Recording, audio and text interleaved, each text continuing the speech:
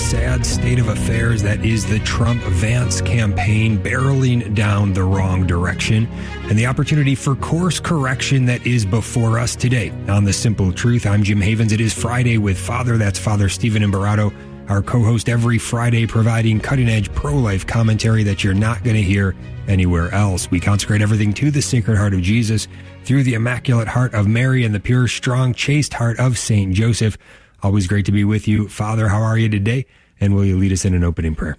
Sure, I'm doing great. Welcome back to Florida, Jim. A lot has happened since you've been gone, so let's start off in prayer, Let's invoke St. Michael, the Archangel, defend us in battle, be our protection against the wickedness and snares of the devil. May God rebuke him, we humbly pray. And do thou, Prince of the heavenly host, by the power of God, cast into hell Satan and all the evil spirits who prowl about the world seeking to ruin his souls.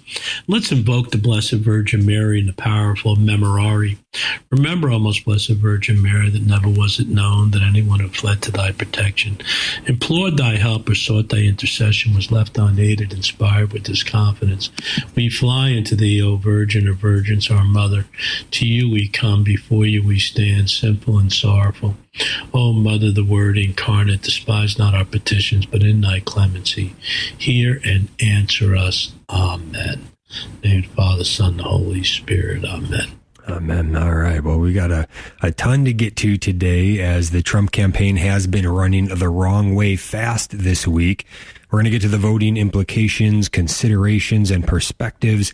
But first, we have to take an honest look at what the Trump campaign is actually saying in their own words over the past week. Let's start with last Friday morning. 1 week ago, Trump decided to post the following garbage on his Truth Social platform, quote, "My administration will be great for women and their reproductive rights."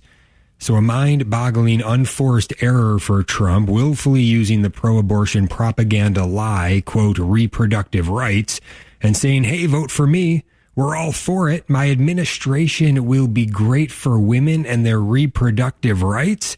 He was asked about the post later in the day at a press conference. Here it is. What led you to post about women's reproductive rights this morning? Has your stance on abortion changed? No, very good. I'm very strong on women's reproductive rights. The IVF, very strong. I mean, we're leaders in it. All right, so he doubles down at the press conference. I'm very strong on reproductive rights. And then he also throws in very strong in the IVF. We're leaders in the IVF. Then on Sunday, J.D. Vance goes on Meet the Press, further descends into the abyss. Here it is. Can you commit, Senator, sitting right here with me today, that if you and Donald Trump are elected, that you will not impose a federal ban on abortion? I can absolutely commit that, Kristen. And Donald Trump has been as clear about that as possible. I think it's important to step back and say, what has Donald Trump actually said on the abortion question, and how is it different from what Kamala Harris and the Democrats have said? Donald Trump wants to end this culture war over this particular topic. If California wants to have a different abortion policy from Ohio, then Ohio has to respect California and California has to respect Ohio. Donald Trump's view is that we want the individual states and their individual cultures and their unique political sensibilities to make these decisions, because we don't want to have a nonstop federal conflict over this issue. The federal government ought to be focused on getting food prices down and getting housing prices down, issues, of course, where Kamala Harris has been a total disaster. So I think Donald Trump is right. We want the federal government to focus on these big economic and immigration questions. Let the states figure out their own abortion policy. Let me just follow up with you a little bit on that point, because I've been talking to Republicans, including Senator Lindsey Graham just last week, who've made it very clear that if Donald Trump is elected, if you are elected, they will continue to press this point. Senator Graham said to me, I'm going to keep saying that there should be a federal ban.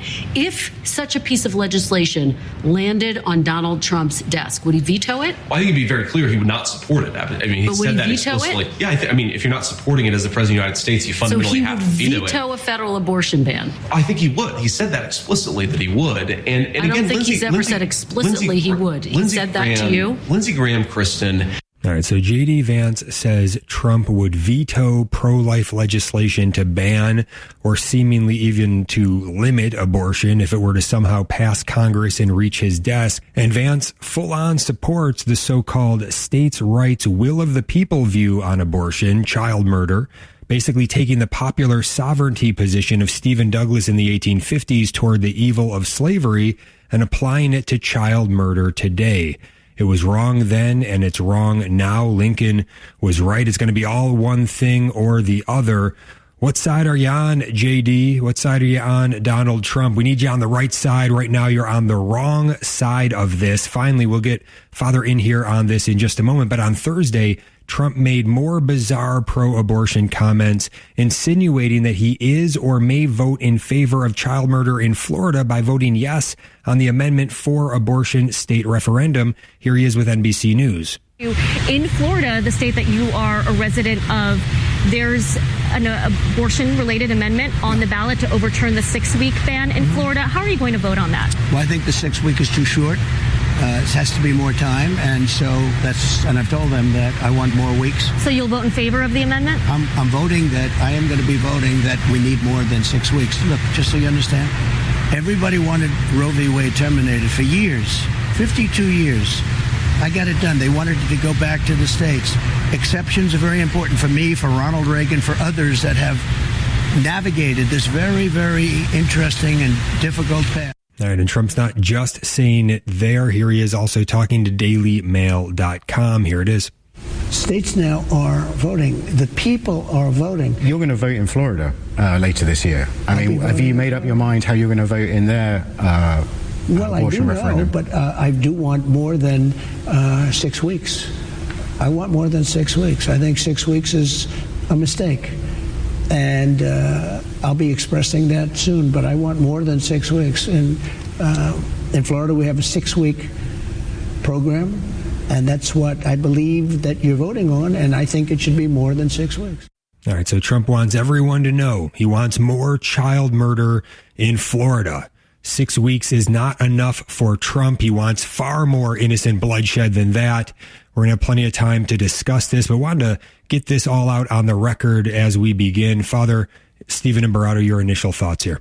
Well, I'm overwhelmed. And of course, this is the way I've been for a week because it's just every single day it's something different. And we're going to get to Lila Rose later. And since last Friday, I've been talking about what are we going to do about Trump? I mean, this guy's a liar. He misrepresents everything from Ronald Reagan's position to what we all wanted before Roe versus Wade was overturned, the implications of Roe versus Wade. But let's just take one thing. Let's take one thing.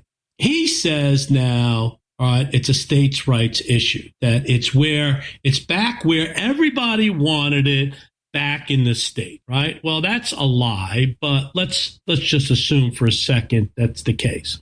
And everybody should decide, right? Everybody should follow their conscience. Let each people decide. We heard Vance say it, Trump say it, right?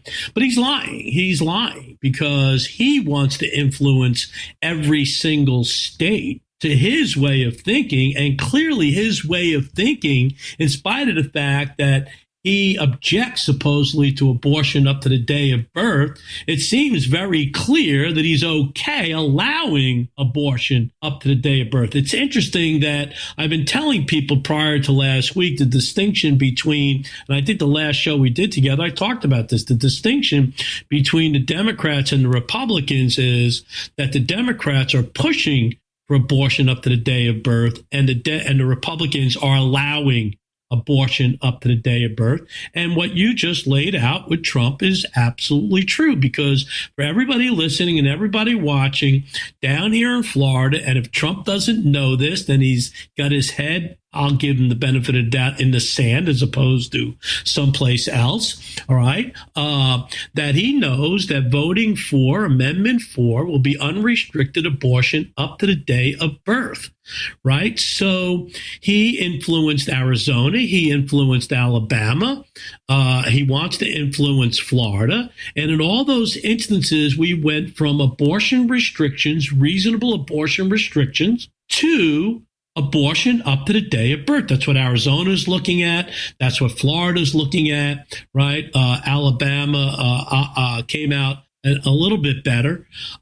So he's disingenuous. He's lying. And, we can give him the benefit of the doubt and say, well, he doesn't know what he's talking about, which means that he's stupid, right? Or he's lying, which means he's just completely duplicitous and taking the pro-life movement, pro-lifers, and everyone who supported him as a moron. We got moron tattooed on our heads. And the problem is there's so many people that are willing to accept all this nonsense and make excuses. And just as we heard 4 years ago about Biden, and then everybody said, what about Trump? Right now, all right, we're all, Trump, and everybody said, well, what about Kamala? Right? I mean, this is, it's insane. And again, it goes back to a depravity, and the people have become depraved.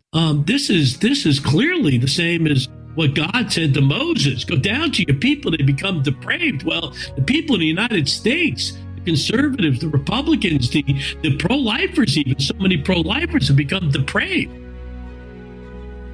Yeah, we got to cut through it all and get to the clarity on it, and we're going to do that today, so make sure you stay tuned. And if you have any questions, any comments on this, by the way, we will get to the voting implications. I think that's what a lot of people want to consider and think about. How should I be thinking about this with respect to voting? And so we will get there. If you have any questions or comments, though, phone lines are open now, 1-877-511-5483. That's 1-877-511-5483. And a lot of this shouldn't be surprising. If you've been tracking with this program, it wouldn't be surprising to you. We've been talking about this for a long time. This is the result of the pro-life movement not stepping up. We'll be right back. Stay tuned. Welcome back to The Simple Truth. Jim Havens here with Father Stephen Imbarrato, talking about the Trump administration, comments made by Donald Trump and J.D. Vance over the past week, just continuing to dig in a horrible pit, going in the wrong direction here, pro-abortion direction. Very sad to see. Again, shouldn't be surprising to us if we've been paying attention. There was a lack of pro-life leadership stepping up during the primary process, which is where we could have really used some help and some voices in trying to really find a candidate who is going to be truly pro-life and lead, especially with respect to taking a stand on constitutional personhood. Father and I, on this program and elsewhere, we had been proclaiming it and calling for it, looking for it, and even doing our best to make inroads with various folks in different campaigns and trying to even draft a candidate. And in the end, none of it worked out. We had no help from the pro-life movement on this, and we've got what we've got, and here we are. But just to put a little bit more on the record, because this continues to develop, the campaign has since tried to walk back Trump's vile comments with respect to insinuating that he's going to be voting for Amendment 4, the pro-abortion referendum in the state of Florida. And so the national press secretary for the Trump campaign released the following statement, quote, "He has not yet said how he will vote on the ballot initiative in Florida. He simply reiterated that he believes 6 weeks is too short," end of quote. So they continue to keep the waters good and muddy there, terrible and muddy, in fact. And they also sent J.D. Vance out earlier this morning, to try to do some damage control. We're going to give you a clip of that in just a moment. But first, yesterday evening, Trump was in La Crosse, Wisconsin for a town hall moderated by Tulsi Gabbard. He had this to say about IVF, a big advance in terms of the policy he's proposing here. Absolutely evil, and trying to get all of us to cooperate in this evil. Here it is. And I've been seeing a lot of IVF, and I kept hearing that I'm against it, and I'm actually very much for it. In fact, in Alabama, where the judge ruled against it, and I countered the judge and came out with a very strong statement for it.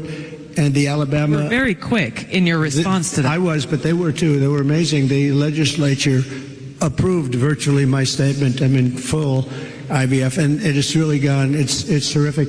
And I said, so with the tips and with the Social Security, the no taxes on Social Security, I said maybe for IVF, and I've been looking at it, and what we're going to do is for people that are using IVF, which is fertilization, the government is going to pay for it, or we're going to get or mandate your insurance company to pay for it, which is going to be great. We're going to do that. I can't tell you how life-changing that would be for so many families because it costs a lot of money. All right, so you've heard the Republicans be on the side of against taxpayer funding of abortion.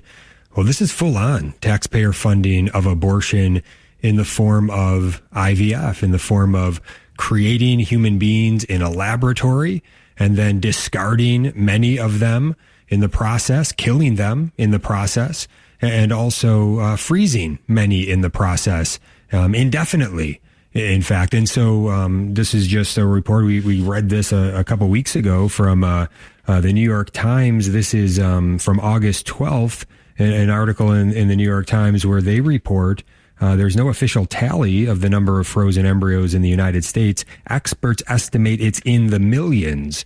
You often hear the number 1 million children frozen because of IVF indefinitely. Well, the Times is saying it's in the millions, plural. How many, we have no idea. And this is no way to be treating innocent human life. This is evil all the way around, but yet they try to make it palatable and deceive people by trying to pretend, well, infertility is such a terrible thing, which it is. People suffering from that, marriages suffering from infertility, it is a terrible suffering. But this is not a solution. This is committing an evil and thinking that somehow this is a good. There's nothing, this is not good. And yet there are many children who are born this way. They are good, right? But they were conceived in an evil, by evil means. And that's a fact that they have to come to grips with in their own lives, causing even, great suffering there. And, many of them would do well even to stand up and advocate against IVF and speak about what the ramifications are, even from someone who's been conceived in that way. So once a person is there, of course, full rights to that person. We love that person. But we can't be treating people like commodities. We can't be committing this evil of IVF and killing these children, freezing these children, all of this evil that is taking place here. And now we're going to be paying for it under the Trump administration. I thought they were against things like this. I thought they were against Obamacare and the mandates for abortion or abortifacients and things like this. Now they're pushing for it. What in the world is going on here? Absolutely terrible. We'll get to the Vance comments in a minute from this morning. But Father, any thoughts you want to add in here? Let's put this in a context, too. This is a guy who came within millimeters of getting his head blown off, right? Getting killed. You would think that he'd have a great appreciation for life, every moment, every second, every breath. And since then, right, he's just, as the title of the show goes, gone off the rails. He's become demented. He's become depraved. And I don't think we need to go that deep into IVF, because every single Catholic, every pro-lifer, anyone who calls themselves pro-life understands the immoral implications of IVF. There's various tentacles, which you have pointed out. We've talked about many, many times. All right. This is just him absolutely pandering for dark votes at the expense of the pro-life movement and the Catholics who would want to vote for President Trump. And so I think I mentioned in the show 2 weeks ago, I don't remember, but last Friday I posted, I think it was last Friday, something about being uncommitted, right? That the Democratic Party has an uncommitted movement within the Democratic Party. Now, it's the anti-Semite, pro-terrorist, pro-Hamas group, but they got tens of thousands of signatures. And it came to me that maybe that's what we should start. Maybe that is what the pro-life movement needs to do. And not say, hey, look, we're no longer going to support you, but we're going to be uncommitted 70 days out. It was 75 days at the time. 75 days out. We're not going to commit to voting for you, all right, until you start thinking this out, until you start thinking about the babies, thinking about the pro-life movement who elected you in 2016. And what is the pro-life movement looking for? We're not looking for the Trump of the first administration at this point in time, where we were hoping that maybe he'd implement a presidential executive order on abortion. We're looking for the Trump of the 2016 Hillary debate, where he just said to Hillary, look, you think it's okay to tear babies limb from their mother's womb, and I don't think it's okay. That's all we want from Trump, but that's not what we're getting. And he could be remaining silent on all these issues, but he's purposely every single day, he's coming out with another slap in the face of the pro-life movement. And I think that it's time for us to say, not that President Trump, we're not going to vote for you. We're not done, because I think it's a legitimate case that Kamala Harris would be worse. Nobody's disputing that. But, all right, to at least hold our vote over his head, leverage our vote, make our vote something important and sacred, as opposed to just saying, well, no matter what he says, no matter what he does, I'm voting for him because Kamala Harris is worse. This is something that we really need to take a look at, and I think we're going to dive deep into that in the rest of the show. Yeah. Let's do one more clip and then come back to that. And yeah, there's a lot to get to there. But first, JD Vance this morning, they rolled him out to CNN of all places to have him make some comments. And so with regard to Trump, his position on abortion and Amendment 4 in Florida and all of this, he just reiterated the same old tired talking points about states' rights and all of that we just keep hearing ad nauseum, sadly. And then he had this to say. I believe here we're going to hear him talking about IVF, and listen to what he says. This is to me one of the most troubling things of all, because he is a Catholic and he knows the immoral aspects of IVF, and he pretends there's no such thing as any immoral aspects to IVF, and that this is a complete good, and that this is actually pro-life and such a wonderful thing.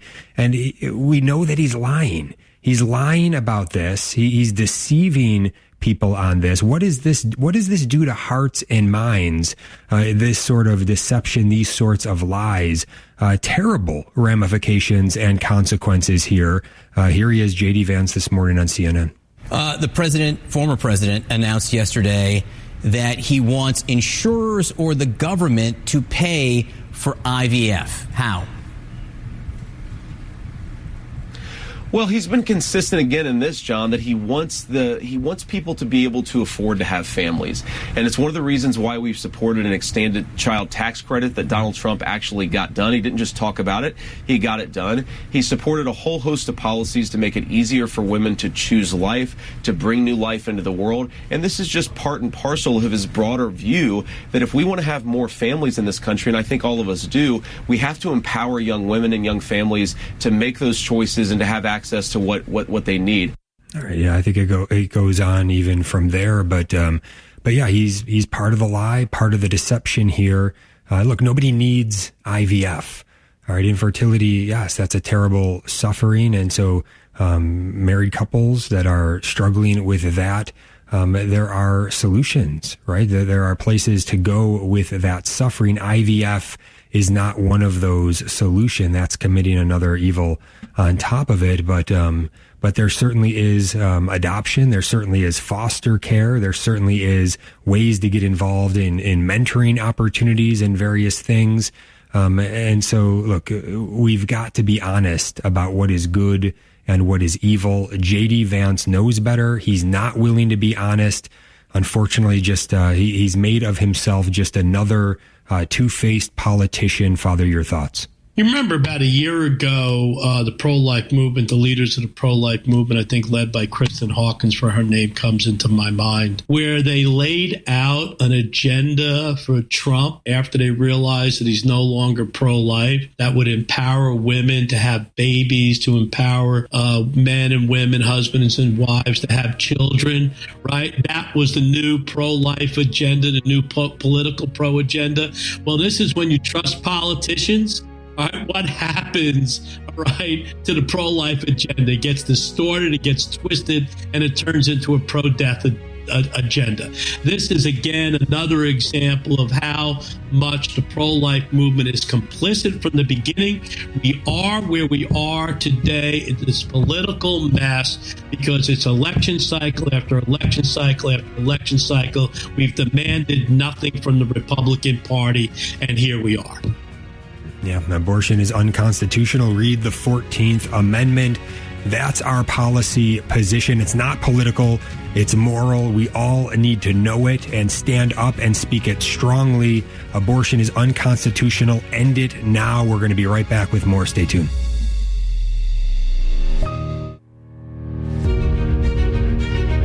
Welcome back to the Symbol of Truth. Jim Havens here with Father Stephen Imbarrato. And I want to thank everybody who was able to come out to that 25th anniversary celebration for the Station of the Cross Catholic Media Network. It was a great day, a great evening. There was one point in the evening that if you were there, you may have been confused. I do want to bring it up in case there was confusion. I was certainly confused by it. Don't question his intent here. I'm sure it was good. But when Raymond Arroyo stood up in the Q&A and made it a point to speak to Trump's view on abortion, well, the question came from the crowd during Candace Owens's portion of the Q&A at the dinner, and she kind of punted on it, didn't really want to speak to it, it seemed to me. But then when Raymond got up there, he wanted to talk about it, and he said something to the effect of pointing out to the crowd and saying, look, you said you wanted it overturned and sent back to the states, and Trump did it, and now you want a federal ban. No, it doesn't work that way, or you can't do that, or something like that. I not only was that confusing, I found it actually quite offensive in the sense that I don't know who he's talking about saying you wanted it overturned and sent back to the states and you don't want a federal ban. Now you want a federal ban. No, I've always wanted a federal ban. So he's not talking about me. Not sure who he's talking about, but I think some of his confusion there, and that's kind of the idea of those that are all in on Trump and making excuses for him, even in the midst of all of this. You'll kind of hear this sort of thing from the pundits on Fox News and various other places. But I think the point here is that I think a lot of people are confused, including Raymond. And where does that confusion coming from? It really falls at the feet of the pro-life leadership, because what has the position been? What is the position of the pro-life movement? I think Raymond's being sincere. He thinks the view has been from the pro-life movement is just kick it back to the states. And now they've changed their mind and they're saying a federal ban. Well, the pro-life leadership isn't calling for much of a ban at all. We're trying to get them to do that. Actually, they're not really doing that. Really, I wish they were. But did they say just send it back to the states? Yeah, maybe some of them did. But the point is like, what is their position? And if everybody were clear, if we could get together on what the policy position ought to be for pro-lifers and say that abortion is unconstitutional, constitutional personhood for the preborn, that's what we're standing on. No abortion is good. Not even these so-called exceptions. These are real people, real human beings. Every human being is a human person. We stand for all of them. That ought to be the position from every pro-life leader. That ought to be the position of every bishop and priest and for all of us, right? And so that is what we need to be echoing forth with one voice. So I hope that clears up some confusion there. But also when it comes to voting, I think some of that is also a concern. People don't want people not to vote for Trump because they do see him as being so much better in so many respects, including with respect to abortion. Even though he's saying these outlandish things, there's still a chance he gets in there and he completely flips. I mean, he's a politician now. At this point, he's no longer much of an outsider anymore. He's pretty full-on politician, and they change pretty quickly. And what he's willing to do once he's elected can change very quickly. And that's our best bet. Once, if we were to have one of the two in there, by far, he's the better bet, right? And so I think people are concerned. They don't want to see him lose. They don't want to see him lose votes over this. But at the same time, we can't deny what is being said here. At the same time, Father, I want to get your comments, but first I want to play this NBC News report just so we have a sense. This is what the left is doing with all of this. They're trying to stir this up. This plays right into their agenda, and they don't want us to vote for Trump. And I think, again, there are real concerns about whether we ought to vote for him at this point. We're going to drill down on that in a moment. But first, let's hear how NBC News is spinning it. Here it is. Mr. Trump revealing a new policy proposal in an interview with NBC News, pledging that during his second term, the popular and pricey fertility treatment IVF would be free. So we are paying for that treatment. All Americans who want it? For all Americans that get it, all Americans that need it. So we're going to be paying for that treatment, or we're going to be mandating that the insurance company pay. The former president not providing specifics about how the procedure, which costs about $20,000 per cycle, would be paid for. A massive health care expense after Mr. Trump and congressional Republicans tried multiple times to repeal the Affordable Care Act in his first term. It's also unclear how Mr. Trump plans to vote on a proposal to overturn the 6-week abortion ban in his home state of Florida. How are you going to vote on that? Well, I think the 6 week is too short. It has to be more time. The Harris campaign responding, there's only one candidate in this race who trusts women and will protect our freedom to make our own healthcare decisions. All right, so you see how they're spinning it. Don't vote for Trump, you pro-lifers. You can't vote for him. Look how terrible he is. And they have a point in what they're saying here. And then to everybody else, Kamala, anybody who is pro-abortion, Kamala's your woman, actually what they want to say at the end. Look, Trump's not going to out pro-abortion Kamala. I don't know why he thinks this is a good look or a good political move in any respect. And just to bring it full circle, Harrison Butker had an interesting tweet that I noticed on this, back to Trump's tweet saying my administration will be great for women and their reproductive rights. This is what Butker said. I think this is a view that probably it expresses this view well that many hold. It says, no party or candidate is perfect. I implore my fellow Catholic J.D. Vance to help bring the Republican Party back in line with the foundational platform that all life is valuable and there can be no compromise when it comes to defending the unborn. However, with that said, quote, our obligation is to vote for the lesser of two evils because voting for a lesser evil preserves the good that could potentially be lost, end of quote. And that quote is from Father Chad Ripperger. And so I think this expresses what a lot of people are thinking on this. At the same point, look, we got to be honest about what they're saying and what the ramifications are. And what is the line where you say, I just can't in good conscience pull the lever? Father, your thoughts? All right, we're moving too fast. All right, we're going to have to take this show, break it down into 3 different shows. This is a furious pace, and anyone listening and watching is not going to be able to process this. Let me go back, all right, to you talking about human life begins at conception. All right, a guy just tweeted me and he says, yes, at conception God creates life. How's the 14th Amendment applied? So let me start off with just quoting the line in the 14th Amendment for everyone that is listening and watching, so you clearly understand everything that Jim said before. Okay. It says, nor can any state deprive any person of life, liberty, or property without due process, nor can any state deprive any person of equal protection under the law. So the singular question becomes, who is a constitutional person? All right. And Jim and I are saying clearly, Josh Craddock. All right. All the constitutionalists saying from the moment of conception, historically, that's the case. OK, so that's where we're getting all of this. All right. That this is already a done deal from a constitutional standpoint. And that's what we're demanding.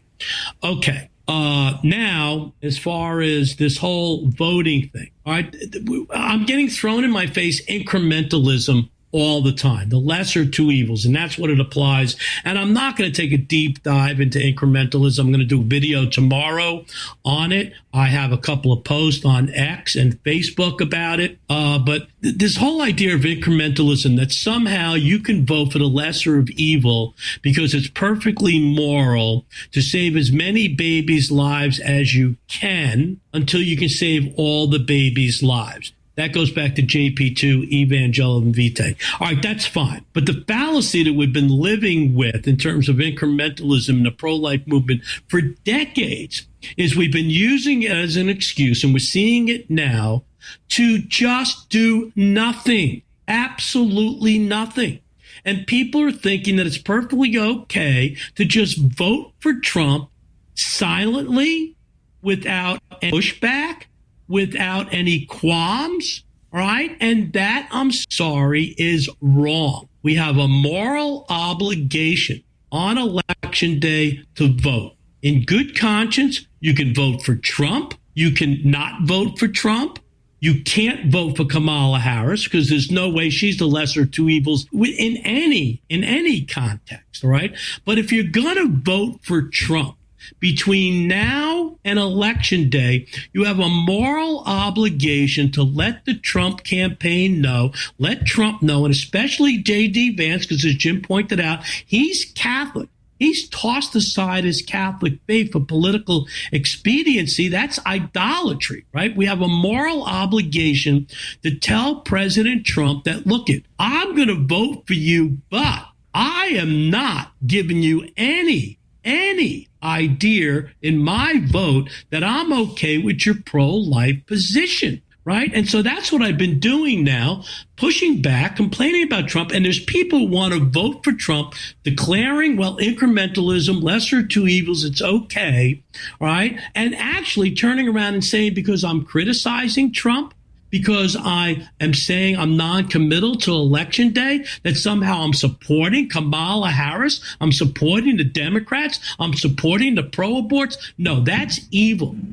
Everyone has a moral obligation between the time that they vote, all right, to do what they can to maximize their vote. Their vote is sacred. It's important. We have a moral obligation to vote.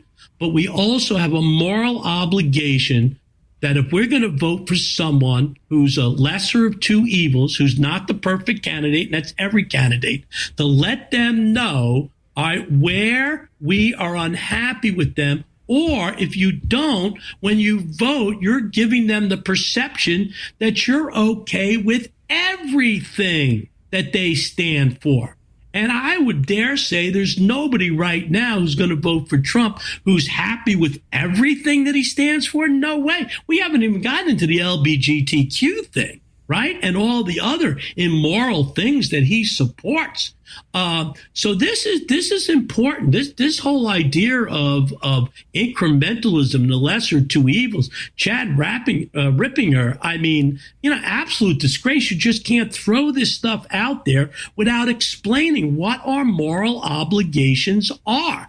I am a moral theologian. I have a master's in bioethics. I know what I'm talking about. I was talking about this stuff in the early 2000s as a pastor trying to convince my Democratic parishioners in northern New Mexico that if you're going to insist on voting for a Democrat, well, you better send them a letter saying, a Catholic Democrat, I think it was Kerry back in those days, all right, you better send him a letter and tell him, all right, that I'm voting for you in spite of the fact that you're a baby killer, because if you don't, he's going to think that you're supporting his position that it's okay to kill babies. This is basic stuff. Let's think this out. But I tell you, as much as I've been putting this out there, the Trumpers and Catholics, pro-lifers, all right, are doing nothing other than, oh no, you don't care. You're just going to let Kamala Harris get in.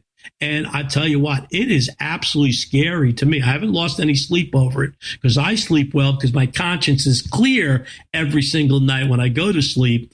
But I'll tell you what, I mean, I made one comment that we're down here working our butts off trying to defeat Amendment 4, which will help Trump. Defeating Amendment 4 in Florida will help Trump win Florida. And he's going to turn around and just vote for Amendment 4, right? Which undermines everything we're doing out here, and it might cost him the state of Florida. This is when you are depraved, when you're in the dark. This is the type of stuff that happens, and we're seeing it every day out of the Trump campaign, out of his supporters, even pro-lifers and so-called devout Catholics. Mm-hmm. Yeah, a lot to get in here today, and trying to get to these Lila Rose clips. We're going to have to hold them until the next segment and see if we can get to as much of it as we can. If you want to give a call in, though, any question or comment that you have today, we'd love to hear from you. Give us a call, 1-877-511-5483. That's 1-877-511-5483. And so, yeah, various ways to kick this around and think about it. Again, we've got to acknowledge the reality of what it is, and it really is that the Trump-Vance campaign is going more and more pro-abortion. They're pro-abortion light, I guess, if you want to call it that, in comparison to Harris and Walz, but still pro-abortion. And all of us have to look in the mirror, and all of us have to examine our own consciences. Are we truly pro-life? It's not something we can be anything other than 100% on. We're going to be right back. Stay tuned. Welcome back to The Simple Truth. Jim Havens here with Father Stephen Imbarrato, talking about the descent of Trump-Vance, the campaign that is going in a deep, dark place very fast with respect to our preborn brothers and sisters, whom we ought to love and strive to protect with everything we've got, with maximum determination, all of them. Not making exceptions for murdering some, or with respect to at a certain point, or because of certain conditions, or any of it. We need to love our little brothers and sisters, love the least of these, as our Lord called us to do. We've got to end this evil of abortion, of child murder that is ongoing every single day by the thousands in the U.S., hundreds of thousands worldwide. That's what we're talking about. So Lila Rose did a podcast, a live, basically, on her YouTube channel a couple days ago. I did watch it in its entirety. Father, you sent it over to me. And so a couple clips we want to get to here. Let's do the first one, and then we'll talk about that. Here it is. So what's needed in the pro-life movement is you. We need more of you. We need more people who are willing to speak the truth when it's popular and unpopular, in and out of season, who are willing to fight for the babies, who are willing to lend your time, your efforts, your resources, everything you can to this fight. We need more people in the fight. And that's part of the job of Live Action, to galvanize more people into the fight. And I'm proud to say we are bigger than any other pro-abortion group online, dominating the news cycle with against the pro-abortion groups. Unfortunately, we are fighting an uphill battle when it comes to the media institutions, when it comes to the ballot initiatives, when it comes to all of these different factors that are fighting for the abortion side. There's a fight to be had. All right, so there's Lila Rose. There is a fight to be had, absolutely. And so, look, I agree with the first part. We need you. We need every single person in on this. And her point to say, well, look, Live Action is the greatest organization, greatest pro-life organization in terms of the media and what we're able to get out. And it's like, okay, maybe so. And if I take that for granted, then all the more responsibility. And this is why we're calling on Lila Rose and Live Action to take a very strong position on constitutional personhood, not just mentioning it once in a while that abortion is unconstitutional, but making this the thrust of everything they're talking about. They could do it. They could be that voice in the media. They could amplify this and make this the position that everybody ought to know, including Raymond and Trump and Vance and everybody. Don't just mention it a little bit here and there. Proclaim it from the rooftops day in and day out. So she kind of has the first part, but she's not really putting it together. Father, your thoughts? Yeah, there's no clear marching orders here. You want all these people to specifically do what? Are you willing to educate them? Are you willing to make sure that they are understanding and clearly understanding the mission at hand, the goal that we are to abolish abortion? And then how do we do that, right? How do we come to abolishing abortion? And Lila knows it's the 14th Amendment, all right? And I don't know if you're going to play this clip, and I don't want to preempt it, but she goes on to say that she's somewhat incredulous. She can't understand why so many in the pro-life movement don't get the 14th Amendment. Even leadership doesn't get the 14th Amendment. Well, she just said she's the largest pro-life organization out there, 7.1 million followers. If your followers don't get, all right, the 14th Amendment, what I quoted before, and then the implications that Jim laid out, all to about abolishing abortion, recognizing the constitutional rights of the preborn from the moment of conception, thus abolishing abortion, rendering abortion unconstitutional. It's your fault, Lila. It's your fault, right? And if the other pro-life leaders are not getting it, well, you're in contact with them every day. Every single pro-life leader, when she came out with this video, and actually when she came out with the X post post, all right, she started getting lambasted by everybody, just as I said before. Oh, you're supporting Kamala. You want Kamala. Trump's gonna lose. You're telling everybody don't vote for Trump. And she wasn't saying that. She never said that, right? She just said, wait a minute, we need to leverage our vote, just what I said before, right? Everybody came to her defense. Margie Dannenfelser, Kristen Hawkins, all claiming to be her friend. Well, if they're all your friend, Lila, then why aren't they on board with the 14th Amendment? Why aren't they on board the new North Star? Why aren't they on board with this whole abolitionist movement? Why are they still confused, right? So there is a level of disingenuousness here, right? And when I saw her video, I immediately sat down and made a video of myself. You can go to my YouTube channel. It's Father Imbarrato Responds to Lila Rose's response to Trump. Right. And that's what I did. And I agreed with almost everything she said. And I put it in the context that I just want to build on where she is and clarify certain things so that everybody knows where we're at and where we need to be to finally end this nightmare. Yeah, we need a course correction here in the pro-life movement leadership. Also in the church leadership with respect to our bishops, we need to be talking this way. Abortion is murder. We're talking about child murder. Let's abolish abortion. It's unconstitutional under the 14th Amendment. That's our policy position. Let's proclaim it from the rooftops, and it needs to start with one in terms of the big pro-life leaders. We believe that one is Lila Rose, that she would be the first one to flip and correct course on this and make that the main message, the main thrust, and then who's going to be next after that. But Lila gets it. She knows it. She just has to make it the main thing. But here's what she had to say about the 14th Amendment. She knows it. Here it is. I should have mentioned this to you guys earlier. A lot of the rhetoric right now coming from the Republican Party is that this is a states' rights issue. You probably have heard this, right? And I think there's even some pro-life people who are saying, well, is it a states' rights issue? Maybe, I guess. The reality is this. Our Constitution, under the 14th Amendment right now, says that no state has any right to deprive life of any person without due process. Abortion is already unconstitutional. There's already a promise of equal protection under the law for all people. And unborn babies, scientifically speaking, are as much of a human being as a born child. And if you're human, you're a person. We've had a lot of issues historically as a country when we've said people were less than human, or they were human but less than a person. We said certain groups in the past are not persons, but maybe they're human, but they're not persons. No, if you're human, you're a person. The science is very clear that human life doesn't begin at birth, begins at the moment of fertilization. And you deserve the right to not be killed.